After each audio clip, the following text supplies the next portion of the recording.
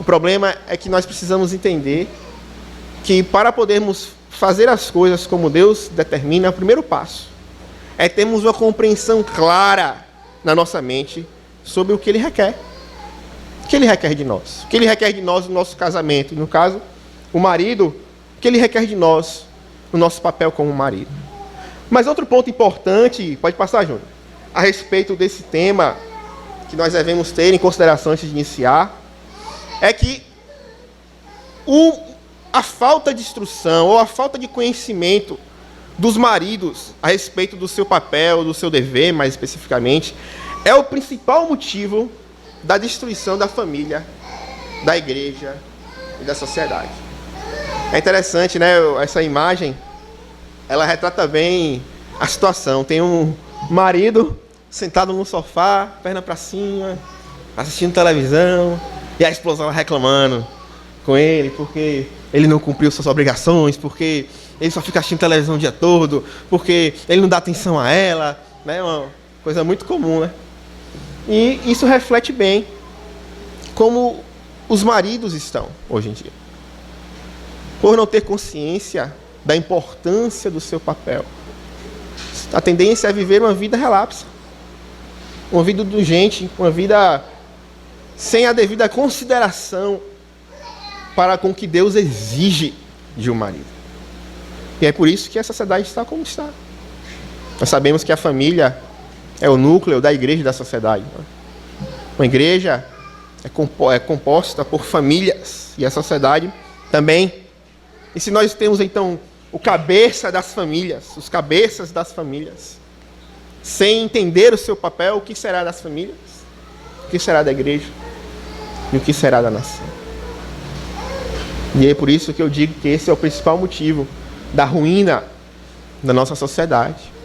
E eu pergunto, os homens especialmente aqui presentes, sejam casados, sejam solteiros, vocês entendem qual é o papel de vocês? Vocês entendem o que Deus requer de um marido? Qual é o dever? Esse é o primeiro passo. É verdade que é importante frisar isso antes de a gente começar, que todos nós somos falhos. Eu sou o primeiro a falar isso. E que precisamos muito do Senhor, do seu Espírito, depender de Cristo mesmo, para poder cumprir o papel que Ele nos deu. Mas se nós não entendermos, pelo menos, que papel é esse, então nós nunca conseguiremos nem dar o primeiro passo nessa jornada. Vamos ficar sempre parados, longe daquilo que Deus requer de nós. Então que o Senhor nos ajude hoje a entender o que Ele requer de nós. O texto base para esse ensino se encontra no livro de Efésios, capítulo 5. Eu vou ler a partir do verso 15, mas o nosso foco será do verso 22 ao verso 25, que diz assim: Portanto, vede prudentemente como andais, não como nécios, mas como sábios, remindo o tempo, porquanto os dias são maus. Pelo que não sejais insensatos, mas entendei qual seja a vontade do Senhor. E não vos embriagueis com o vinho, em que há contenda, mas enchei-vos do Espírito, falando entre vós com salmos e hinos e cânticos espirituais, cantando e salmodiando ao Senhor no vosso coração, dando sempre graças por tudo a nosso Deus e Pai, em nome do Senhor Jesus Cristo, e sujeitando-vos uns aos outros no temor de Deus. Vós, mulheres, sejam submissas a seu próprio marido, como ao Senhor, porque o marido é o cabeça da mulher, como também Cristo é o cabeça da igreja, sendo este mesmo o Salvador do corpo. Como, porém, a igreja está sujeita a Cristo, assim também as mulheres sejam em tudo submissas ao seu marido. Marido, amai vossa mulher, como também Cristo amou a igreja e a si mesmo se entregou por ela, para a santificar, purificando-a com a lavagem de água pela palavra, para apresentar a si mesmo igreja gloriosa, sem mácula, nem ruga, nem coisa semelhante, mas santa e irrepreensível. Assim devem os maridos amar a sua própria mulher como a seu próprio corpo. Quem ama a sua mulher, ama-se a si mesmo, porque nunca ninguém aborreceu a sua própria carne, antes a alimenta e sustenta, como também o Senhor, a igreja, porque somos membros do seu corpo. Por enquanto, até aqui. Então, meus irmãos, nesses versos, basicamente o apóstolo Paulo está instruindo a igreja acerca de deveres gerais que ela tem, uns para com os outros. Ela deve se sujeitar uns para com os outros, deve edificar uns aos outros com salmos, hinos, cânticos espirituais, não com contendas, não se embriagando com vinhos. Mas ela então passa a deveres específicos, deveres específicos a respeito de cada tipo de pessoa da igreja. Ele começa com a mulher, que nós já vimos, né? Mulher, sejam submissas aos seus maridos, como ao Senhor, porque o marido é o cabeça da mulher. E ele então passa para o marido. Maridos, amai vossa mulher. De maneira que nós vemos aqui nesses versos, basicamente, os dois aspectos básicos do dever do marido. Em outras palavras, se nós pudéssemos resumir os deveres do marido, o marido tem muitos deveres, assim como a mulher. Tem muita coisa para fazer, muito trabalho. Mas se nós pudéssemos resumir, todos esses deveres consistem basicamente em dois aspectos que estão retratados aqui no texto. O aspecto da autoridade, porque o marido é o cabeça da mulher, e o aspecto do amor. Maridos, amai vossa mulher. De maneira que todo o dever do marido para com sua esposa está contido aqui. Ambrósio disse que ele deve amar profundamente a sua esposa e sabiamente manter e administrar a sua autoridade sobre ela. Então, basicamente, todos os homens aqui, tem mulheres também, mas especialmente os homens, tem que gravar esta frase aqui. O que Deus requer de um marido, resumindo, de maneira curta, ele requer que o marido ame profundamente a sua esposa e que ele sabiamente mantenha e administre a sua autoridade sobre ela. Bem, isso não é tão trivial quanto pode parecer. Certamente todos aqui reconhecem que esses dois aspectos são fundamentais nos deveres do marido. Mas a verdade é que na prática, especialmente, há muita confusão a respeito disso. Eu tenho certeza, se eu tivesse iniciado esse ponto perguntando para os jovens, para os maridos aqui, por exemplo, qual é o principal dever de um marido em uma palavra?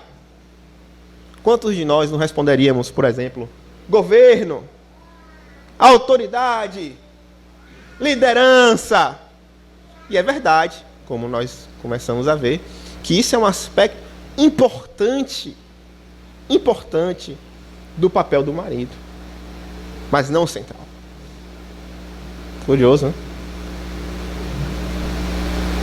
Quantos responderiam amar a sua esposa? Dever do marido, em uma palavra, amar a sua esposa. E isso mostra como, mesmo na igreja, muitas vezes há equívocos a respeito do entendimento do dever do marido. E eu gostaria de citar alguns erros comuns. O primeiro erro que tem com respeito ao entendimento do dever do marido é quando os maridos colocam o foco errado em aspectos do seu dever, que não são esses aspectos básicos de amor e autoridade. Por exemplo, quando o marido acha que ele está cumprindo o seu papel porque ele está provendo as coisas para sua família, para sua esposa. Eu tenho que comer, tenho que vestir, tá indo pro salão toda semana, tá com os dentes bonitinhos, a pele bonita.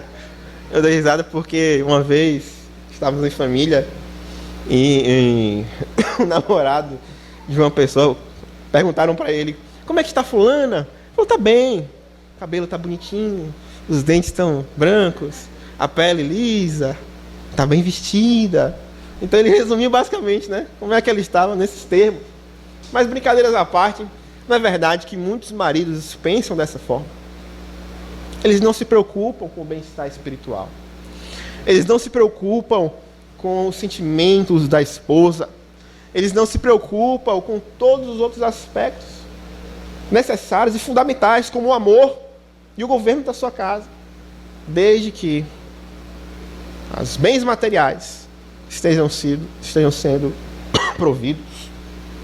Ou seja, tem pão, tem comida, a esposa tem dinheiro para ir no shopping fazer compras, tem um carro, tudo ok.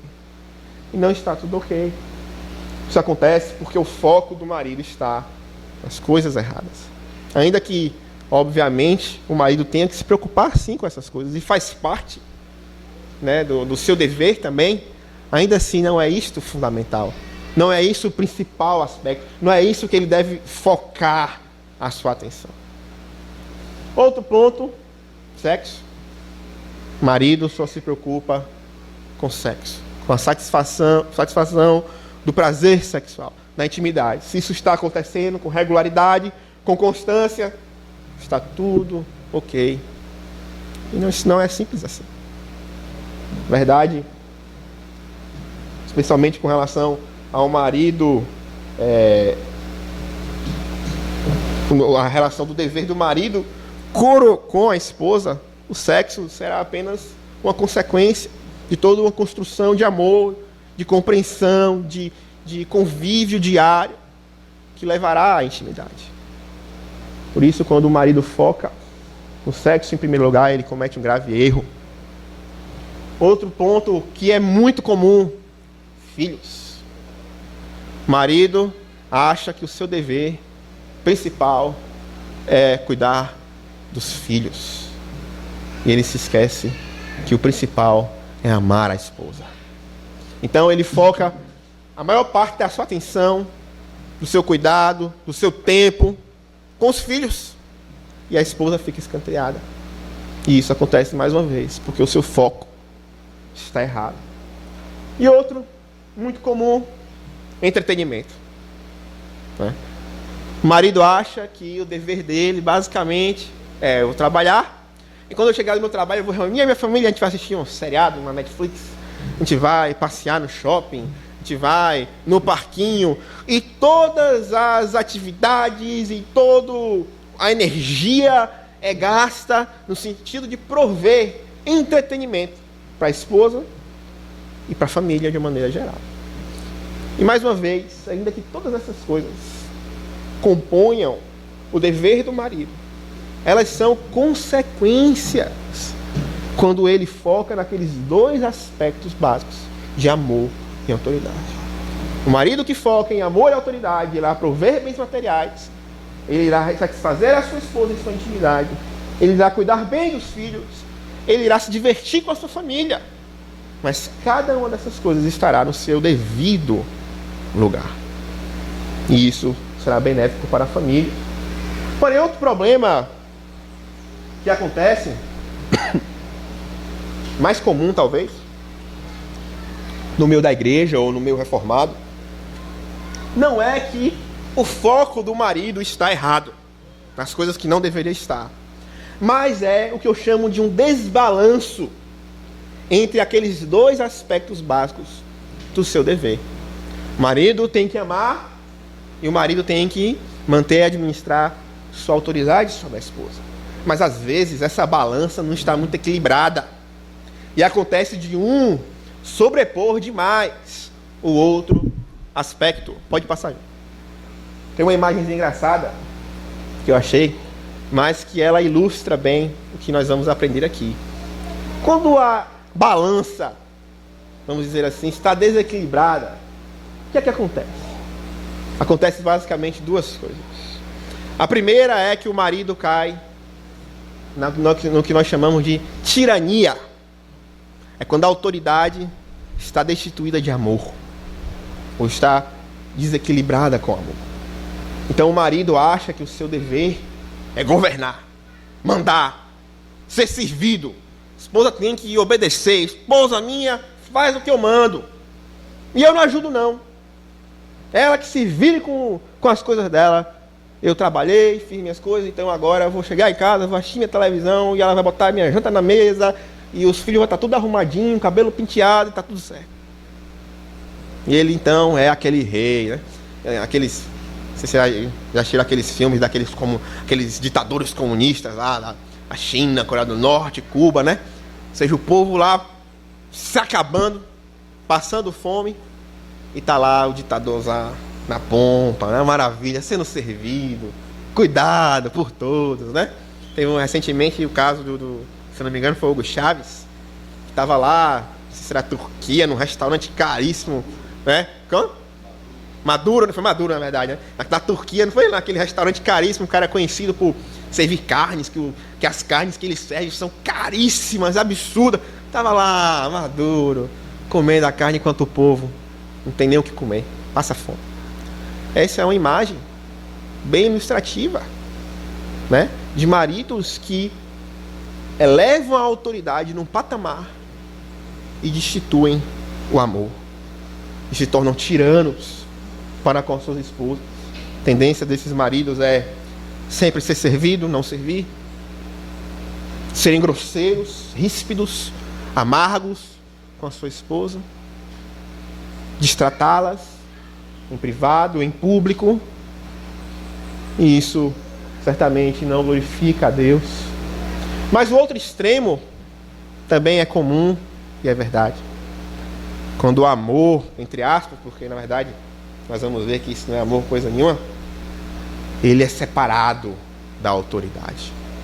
O que nós chamamos de negligência. O marido, em outras palavras, ele acha que o simples fato de ele ser carinhoso, né, agradável, manso no sentido assim pejorativo, então tá tudo certo. E ele não se preocupa em exortar a sua esposa quando sua esposa está fazendo algo que não glorifica a Deus. Ele não se preocupa em estabelecer disciplinas na sua casa de devoção, de culto doméstico. Ele não se preocupa em de fato tomar as rédeas da liderança na sua casa e para com a sua esposa. Talvez porque isso venha a ser cansativo, e é desgastante. Muitas vezes parece que não é recompensador. Muitas vezes parece que todo o esforço implicado em, de fato, liderar a sua família em amor é um esforço não retribuído. Às vezes a esposa não responde da melhor forma, ou os filhos, de maneira que é muito mais fácil deixar para lá. É mais fácil, sabe, deixa para lá, não dá resultado, muitas vezes, sou mal visto, sou chato, há contendas e brigas muitas vezes, porque eu fui querer tocar nesse assunto ou naquele outro, de maneira que é melhor eu comprar flores, dar uns beijinhos na minha esposa, aceitar que é assim mesmo e deixar para lá. Mas também não é isso que Deus quer. Isso, na verdade, é uma falsa ideia de amor. É um amor que, no fundo, não se importa com o outro, mas se importa mais consigo mesmo. E na medida que ele vê que as suas ações devem imprimir grande esforço, que ele deve enfrentar grandes dificuldades, então ele pensa, não, peraí, aqui não, deixa isso para lá. É melhor ficar na minha posição acomodada. E assim, eles se enganam. Há muitos assim. Quantos não conhecem maridos assim? O pessoal chama, né? Marido bobão. Cara, marido bobão é aquele marido que a mulher grita, fala, faz coisas erradas e tá tudo bem. Tá lá, quietinho, submisso. Sim, senhora. Né? Marido bobão. E nenhuma mulher piedosa quer um marido bobão. Mas ela quer um marido que seja como Cristo é para a igreja. Salvador do corpo, protetor, cuidadoso, que lidera em amor.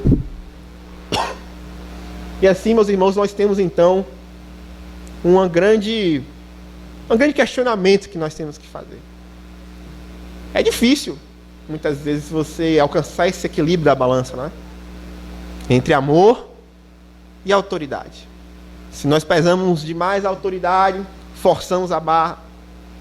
Se nós, de maneira errada e equivocada, um conceito equivocado de amor, deixamos a autoridade mais abaixo, cruzamos os braços.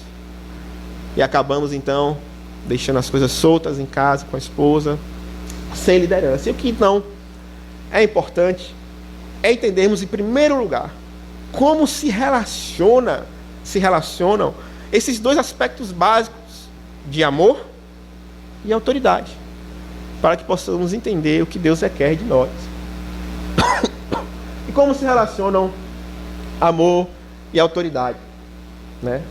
Em primeiro lugar, nós precisamos entender que não são duas coisas distintas, como já estamos vendo, mas são duas coisas que estão intrinsecamente ligadas, interconectadas. Os puritanos, eles gostavam muito de falar dessa forma, né? Que o amor e a autoridade, na verdade, estão ligados. Não dá para amar o marido, amar a sua esposa, sem exercer a sua liderança sobre ela. E ao mesmo tempo, ele não pode jamais exercer a sua liderança se ele não amá-la. De maneira que um depende do outro. Interessante essa frase do Richard Baxter. Ele diz que o marido deve fundir a autoridade e o amor, de tal modo que nenhum dos dois aspectos seja omitido, mas ambos devem ser exercidos e mantidos. O amor não deve ser exercido de uma maneira imprudente, a ponto de destruir o exercício da autoridade. E a autoridade não deve ser exercida sobre a sua esposa de uma forma ditatorial ou imperiosa, de modo a destruir o exercício do amor. Assim como o amor do marido deve ser um amor que governa, assim as suas decisões ou o seu governo devem ser cheios de amor, de maneira que um depende do outro. E é isso que a gente precisa entender em primeiro lugar. Quando Deus requer, quando Deus deu o papel ao marido e deu o dever do marido, esse dever só será satisfeito, só será cumprido se esses dois aspectos estiverem presentes. O marido que lidera sem amor desagrada a Deus. E o marido que ama sem liderar, da mesma forma, ofende a Deus. E nenhum desses dois está de fato obedecendo o que Deus mandou, mas está causando mal à sua esposa, mal à sua família, e não está refletindo o relacionamento do Senhor Jesus Cristo com a sua igreja. Interessante, outra citação do livro é que diz que quando essas duas coisas não estão presentes, né, se o governo for muito imperioso, o amor será destruído. Se o amor não for expresso por destruição, o cetro será perdido. E assim, por um lado ou por outro, o marido se torna deficiente no serviço de Deus e na busca do bem da família. Em outras palavras, Deus só será glorificado, Deus só se agradará do marido quando ele for, pode passar, João, quando ele for de fato aquele que ama e que exerce autoridade. Esse é um conceito, na verdade, que todos nós conhecemos da palavra, né? Mas só para relembrar, o texto de Tiago, ficou boa essa coisa. O texto de Tiago, capítulo 3, verso 10, quando ele fala a respeito da obediência à lei, ele diz que qualquer que guarda a lei, toda a lei, mas tropeça em um só ponto, se torna culpado de todos. Porquanto aquele que disse não adulterarás, também ordenou não matarás. Ora, se não adulteras, porém matas, vens a ser transgressor da lei. É claro que estou falando meio que uma coisa diferente, mas tem um princípio que é importante aqui. O princípio de que a obediência tem que ser uma obediência completa. Ou seja, não basta eu obedecer a Deus em um ponto, e quando eu desobedeço, em outro. Se eu fizer isso, eu sou simplesmente desobediente, transgressor. Estou pecando contra Deus. E isso se aplica exatamente ao que estamos falando aqui do papel do marido. Não basta o marido exercer sua autoridade sem amor. Para Deus isso não vale de nada. Você está desobedecendo a Deus. Você não está obedecendo o que Ele ordenou. Pode passar. uma expressão que eu achei interessante do livro, que eu não sei se eu vou conseguir traduzir, falta por quem, Priscila também, quem manja de inglês mais aí, me ajude, né? Mas uma expressão interessante do livro é exatamente essa daqui. Loving had a ruling lover. Tradução melhor aí, Priscila, para não falar besteira.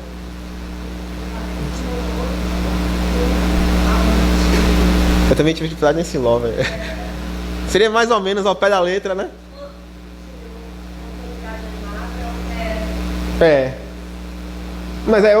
Mas e o ruling lover? Seria... É meio mais difícil, né? Mas seria basicamente ao pé da letra, um cabeça amoroso e um, sei lá, amante que lidera, não sei, algo no sentido de o par romântico, né? O líder. Mas isso expressa exatamente, então, quem é o marido. O marido é o cabeça amoroso e é o amante que lidera a sua esposa. Pode passar, Júlio. Porém, para concluirmos o estudo de hoje sobre a introdução do tema, o dever do marido para com sua esposa, nós precisamos entender que, embora tem que haver esse equilíbrio entre autoridade e amor, nós podemos dizer assim que essa balança, na verdade, ela é ajustada para não ficar 100% equilibrada, vamos dizer assim. Por quê? Porque, na verdade, a palavra de Deus ensina que o amor tem a primazia sobre a autoridade. E é isso que o meu reformado precisa muito aprender às vezes. O amor tem a primazia sobre a autoridade. É interessante, vejam. O texto fala do papel da esposa. E ele cita a autoridade do marido de forma implícita, falando do papel da esposa. Ele diz que a mulher tem que ser submissa ao marido, porque ele é o cabeça. Está falando do papel da esposa. Mas quando o texto se dirige ao marido, ele diz: maridos, governem a vossa mulher. É isso que está aí? Maridos, exerçam autoridade sobre a mulher. É isso que está aí? É verdade que ele tem que fazer isso, não é? Mas o que é que está no texto? Maridos, amai a vossa mulher. E isso não está assim à toa. Está aí para mostrar exatamente que é a partir do amor que todos os outros deveres requeridos pelo marido vão derivar. É do amor que o marido exercerá a autoridade. É do amor que o marido liderará a sua esposa. Uma frase interessante, uma citação interessante do livro, é que ele diz assim, que o amor é aquela grande engrenagem responsável por mover todas as outras engrenagens das afeições dentro de nós e das ações fora de nós. Ou seja, é o amor do marido para com sua esposa que vai mover todo o resto dos seus deveres, das suas afeições, das suas ações para com ela. É o amor que vai fazer ele fazer por ela tudo o que ele tem que fazer, cumprir todos os seus deveres. É o amor que vai fazer com que ele venha dizer a ela o que ele tem que dizer, mesmo quando não seja agradável, mesmo quando seja difícil. Isso é um dever de autoridade, não é? De exortar muitas vezes não é legal, não é fácil. Mas se ele ama, ele vai dizer. É o amor que vai fazer ele tratá-la como deve, com carinho, com compreensão, com consideração, com respeito. É o amor que vai fazer ele sentir o que ele tem que sentir. Não aquele casamento apático, sem romance nenhum, sem paixão, sem amor. Não. Quando o marido ama a sua esposa, ele tem sentimentos agradáveis a respeito dela. Ele se interessa por ela. Ele tem prazer na sua presença. Ele se alegra de estar com ela. É o amor, em outras palavras, que vai infundir em todas as suas obras e palavras doçura, gentileza, compreensão. Pode passar. Um versículo interessante de Colossenses diz que: maridos, amai vossa esposa e não a trateis com amargura. É interessante que nesse verso o apóstolo ele coloca então oposição, amar a esposa e tratamento amargo.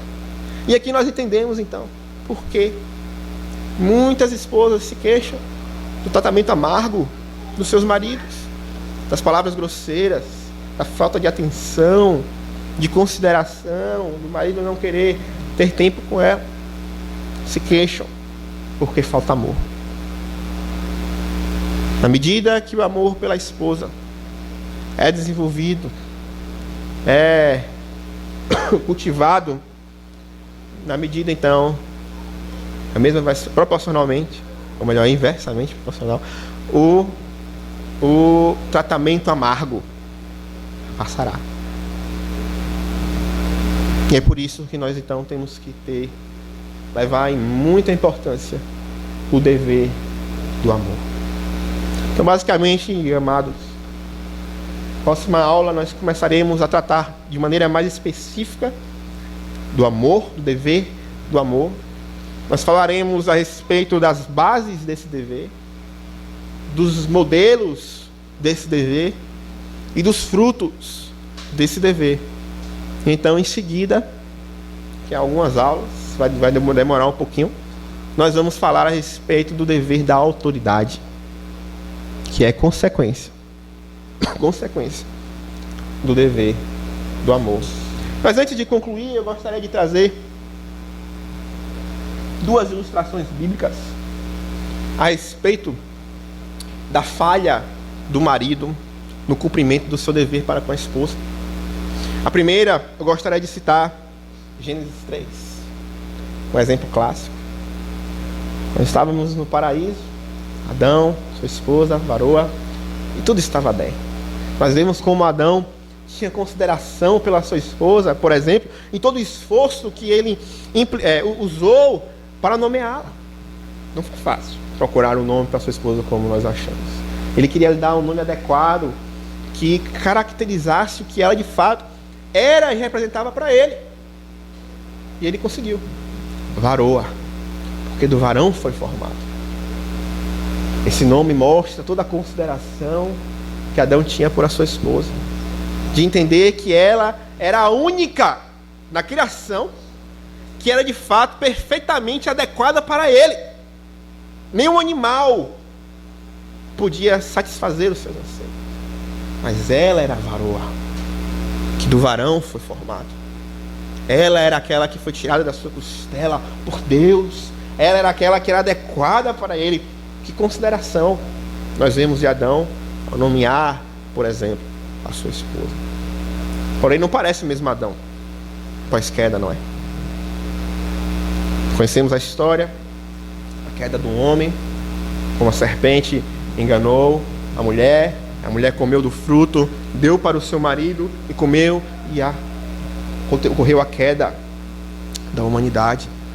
E logo após a queda, o Senhor então sai no jardim, chamando pelo homem que se escondeu, temeroso, por causa das consequências do seu pecado.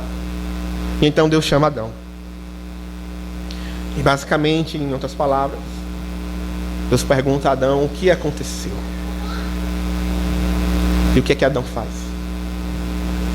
Ele aponta o dedo para a sua esposa.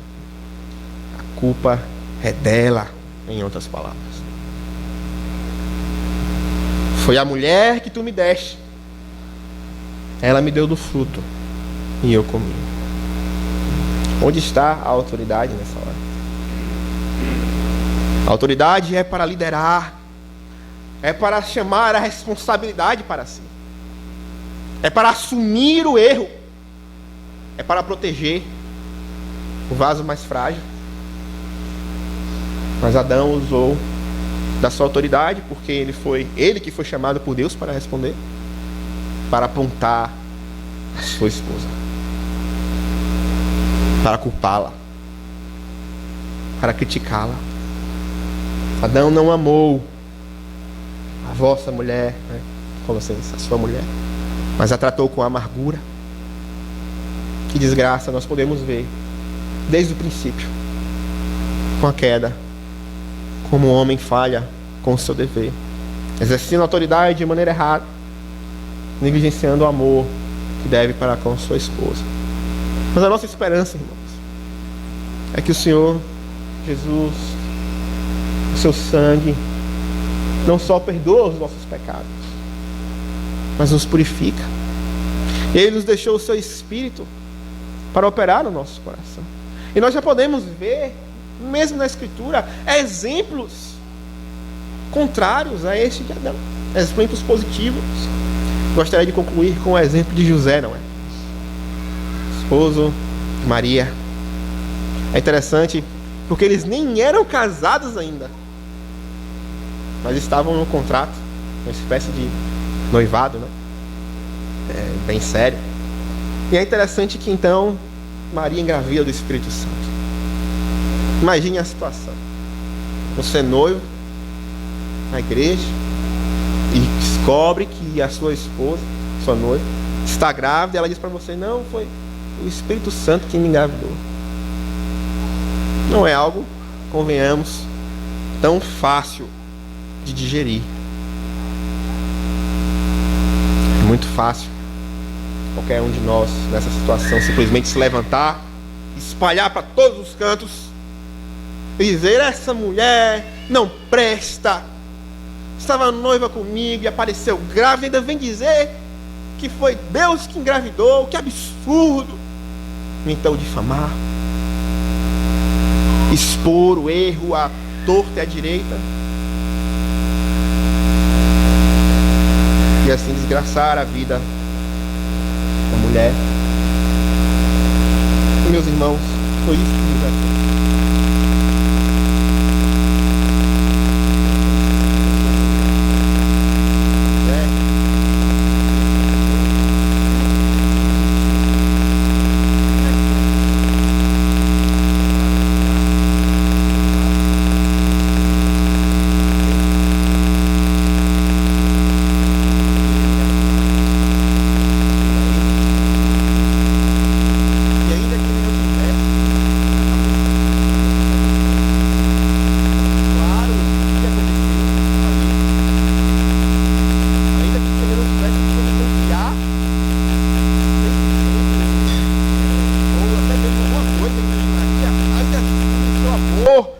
A sua consideração para com ela fez com que ele tratasse do seu possível pecado de uma maneira diferente, como Adão tratou, por exemplo.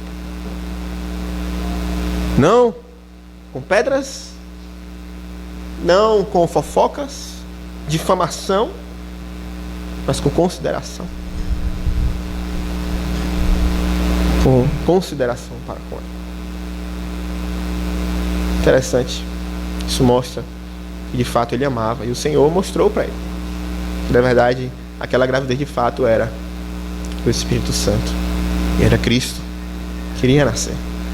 E José, mesmo sem entender isso ainda, e mesmo sem ser casado, já nos deu um excelente exemplo de como deve ser o nosso trato para com as nossas esposas, de maneira que quando o marido ama a sua esposa, é mais fácil e é talvez meio que natural ele tratar dos seus pecados, por exemplo, de maneira não ríspida, mas amável, talvez amável. Tratar o seu pecado, tratá-lo, claro, não deixar, né, passar a mão pela cabeça, mas tratá-lo com amor, visando o bem, visando a glória de Deus, visando de fato a santificação. Meus irmãos, que há muitos maridos, vocês já refletiram sobre isso? E como vocês devem amar as esposas? Reflitam essa semana se vocês têm sido tiranos, se vocês têm sido negligentes. O que é que vocês podem fazer para melhorar nesses aspectos? Mas até mesmo solteiros, é importante refletir sobre isso. Quando vocês pensam em casar, idealizam o marido que vocês devem ser, que imagem vem à mente? Vem aquela imagem, sentado no sofá, perna para cima? Ou vem a imagem de um marido que ama, que cuida, que lidera em amor a sua esposa? Que o Senhor cultive isso na nossa igreja. Não é fácil, Não é fácil. E vamos ver que no decorrer desse estudo acharemos ainda mais difícil quando for estudar o dever em si. O padrão é Cristo. Não será fácil.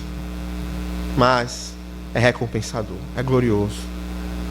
Porque agrada a Deus, em primeiro lugar. Em segundo lugar, porque faz bem a nossa esposa a quem amamos, que é a nossa família. E em terceiro, nós veremos mais detalhadamente, porque a felicidade do lar depende disso. Quer ser um marido feliz? Ame a sua esposa. E você será. O Senhor nos abençoe. Vamos orar?